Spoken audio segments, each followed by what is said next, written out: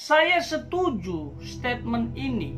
Memang Isa itu bukan Tuhan dan Isa itu bukan Allah. Karena Isa itu bukan Yesus. Yesus itu bukan Isa.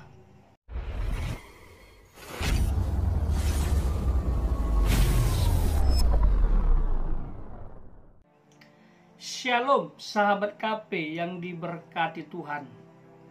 Saya lucu mendengarkan seseorang yang pindah keyakinan atau bisa dikatakan mualaf karena salah memahami kekristenan dan salah mengutip ayat. Sebenarnya benar kita di Islam ini meyakinkan bahwa Nabi Isa itu ada, tetapi dia bukan Tuhan, tetapi dia bukan Allah, ya. Tetapi di sana kan mereka memberikan bahwa ada Tritunggal, ada Yesus, ada Tuhan, ada Allah, ada Bapa dan ada Anak. Sebenarnya di sana itu Yesus itu bukan berarti tidak saya mengakui. Dulu saya mengakui karena saya belum mengerti. Tetapi di saat saya paham seperti ini, saya tahu Yesus itu adalah hanya sebagai nabi. Karena di sana dia berkata di Yohanes 16, Yesus, akulah jalan dan kebenaran. Tidak ada yang datang kepada Bapa tanpa melalui aku. Berarti dia adalah jalan kebenaran Allah. Tidak ada yang datang kepada Bapa tanpa melalui dia. Berarti Bapa itu masih ada. Bapa itu sendiri siapa? Berarti Allah. Allah itu adalah Tuhan. Berarti Yesus ini bisa dikatakan bahwa dia hanya perantara. Nah, ibu ini mengatakan bahwa Isa itu bukan Tuhan dan Isa itu bukan Allah. Nah, saya setuju statement ini. Memang Isa itu bukan Tuhan dan Isa itu bukan Allah. Tapi menurut pandangan siapa? Kalau menurut keyakinan yang dianut beliau saat ini, benar Isa memang bukan Tuhan. Isa bukan Allah. Karena Isa itu bukan Yesus. Yesus itu bukan Isa. Jadi saya ngertilah. Mereka mengira bahwa Isa itu sama dengan Yesus. Mereka mengatakan Isa itu hanya seorang nabi, junjungan, utusan Allah. Sementara di kami, Yesus itu Tuhan. Jadi, Yesus dan Isa itu tidak sama. Banyak sekali perbedaan, termasuk perbedaan sejarah. Saya tidak perlu jelaskan secara lengkap di sini. Cari tahu sendiri bahwa Isa dan Yesus itu tidak sama. Jadi jangan disama-samakan. Ibu ini membahas Allah Tritunggal. Saya pikir Allah Tritunggal yang disampaikan ibu ini tidak lengkap. Katanya Allah Tritunggal itu Bapa dan Anak, Bapa dan Yesus. Padahal kan ada Roh Kudus. Dan pemahamannya tentang Allah Tritunggal itu salah. Allah Tritunggal itu bukan tiga Allah, tetapi satu Allah. Ini keyakinan kami. Kami yang lebih tahu tentang Tuhan kami, bukan orang yang menganut agama lain. Alkitab sangat jelas membahas tentang Allah Tritunggal. Makanya kami percaya ada tiga penyataan dalam satu esensi, kebenaran. Di dalam perjanjian lama itu jelas orang-orang Israel, orang-orang Yahudi sangat-sangat percaya dan ingat kata-kata ini. Sema Yisrael, Yahweh Elohinu, Yahweh Ehad. Yahweh Ehad itu Yahweh satu. Tapi mereka mempercayai Yahweh yang satu itu menyatakan diri dalam tiga, yaitu Bapa, Anak, dan Roh Kudus. Ibu ini mengatakan, oh saya dulu percaya Yesus sebagai Tuhan, barangkali begitu. Tapi sekarang saya sudah paham bahwa Yesus itu bukan Tuhan. Ibu ini mengutip kitab suci, tetapi ibu ini salah memahami ayat tersebut, lalu membangun sebuah kesimpulan yang dikombinasikan dengan keyakinannya yang sekarang. Kata Yesus kepadanya, "Akulah jalan dan kebenaran dan hidup.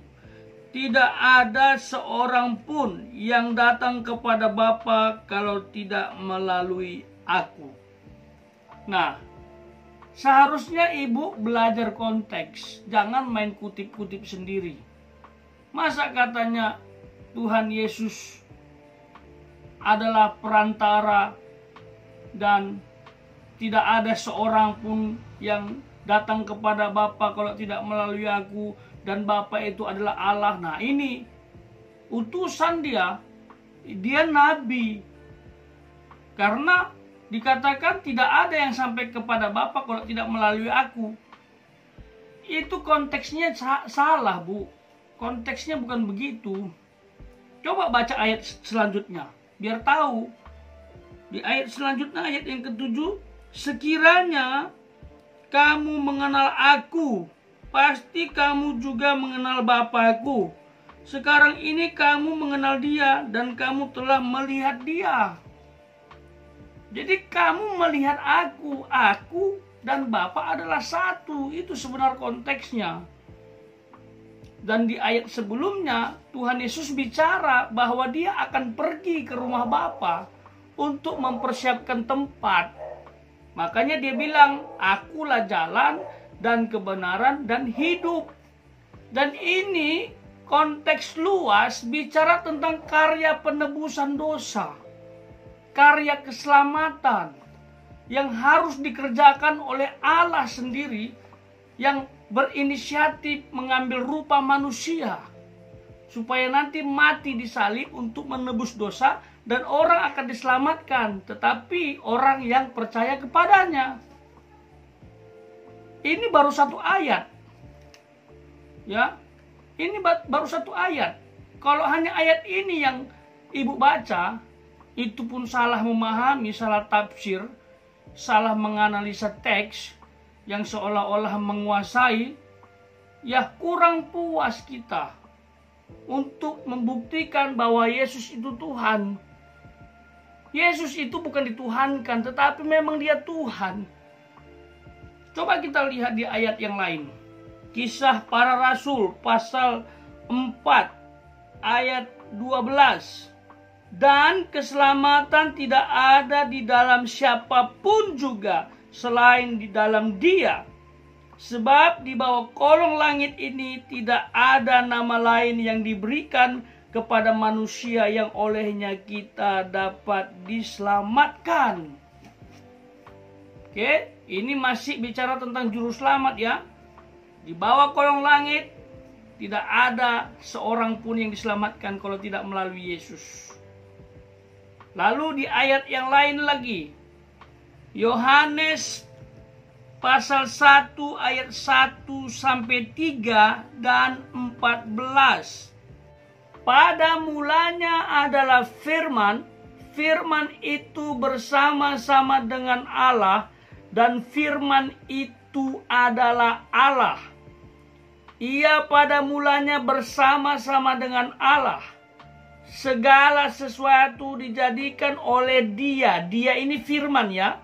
Dan tanpa Dia tidak ada suatu pun yang telah jadi dari segala yang telah dijadikan. Firman itu telah menjadi manusia dan diam di antara kita, dan kita telah melihat kemuliaannya, yaitu kemuliaan yang diberikan kepadanya sebagai anak tunggal Bapa, penuh kasih karunia dan kebenaran. Kita simpulkan, ya, firman itu bersama-sama dengan Allah. Firman itu adalah Allah. Firman itu adalah Dia yang menciptakan segala sesuatu, dan firman itu menjadi manusia. Inilah yang disebut dengan istilah inkarnasi Allah, mengambil rupa manusia. Diam di antara kita, tapi banyak orang gak percaya karena matanya dibutakan untuk melihat kebenaran. Di ayat yang lain, Yohanes pasal 13 ayat 13 sampai yang ke-14. Coba kita lihat. Kamu menyebut aku guru dan Tuhan, dan katamu itu tepat, sebab memang akulah guru dan Tuhan. Jadi jikalau aku membasuh kakimu, aku yang adalah Tuhan dan gurumu, maka kamu pun wajib saling membasuh kakimu. Di sini Tuhan Yesus memberi teladan kerendahan hati, membasuh kaki para murid, dan murid pun harus lakukan. Karena dalam konteks melayani, tidak ada yang jadi bos. Itu dia. Jadi harus humble. Dan dia adalah guru dan Tuhan. Para murid mengakui dan dia juga mengatakan memang akulah guru dan Tuhan. Dan para murid sebenarnya sudah yakin dia adalah Mesias yang dinanti-nantikan. Dan dalam konsep orang Yahudi pada saat itu, Mesias adalah juru selamat yang dijanjikan untuk menyelamatkan umat pilihan. Lain dari itu, lebih luas lagi, satu kitab. Ini satu kitab, Alkitab. Siapa sebenarnya Yesus Kristus itu? Sekali lagi, Yesus bukan Isa.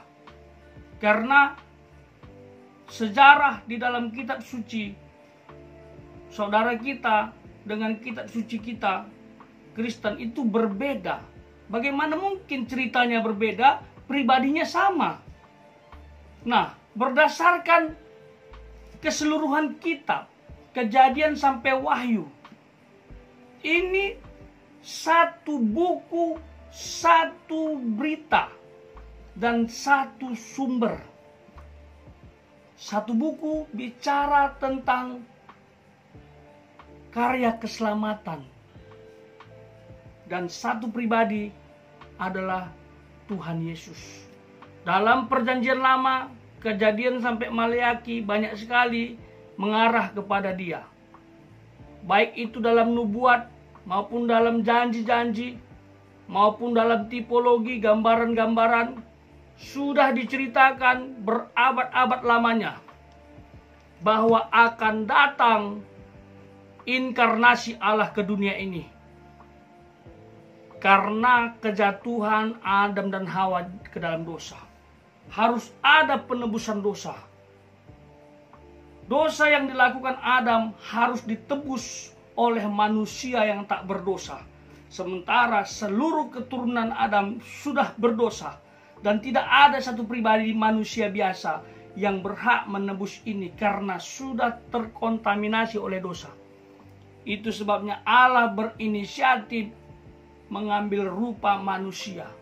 Jangan terjebak dalam kemanusiaan Yesus yang membuat kita dangkal berpikir dan dangkal memahami dan dangkal pula dalam membahas.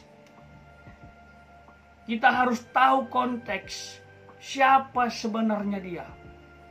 Dia sudah diceritakan bahkan dalam pengorbanan ibadah orang-orang Yahudi. Dia selalu diingat. Mereka mengingat bayang-bayang Mesias yang akan datang, lalu mempersembahkan korban bakaran, domba. Tapi itu sudah digenapi. Kurang lebih 2000 tahun yang lalu, Yesus datang mengambil rupa manusia, mati di salib. Dialah domba yang digambarkan itu. Dan pengorbanannya sempurna sekali untuk selamanya. Dia mati untuk semua manusia, tapi bermanfaat bagi mereka yang percaya. Sayang sekali, Bu.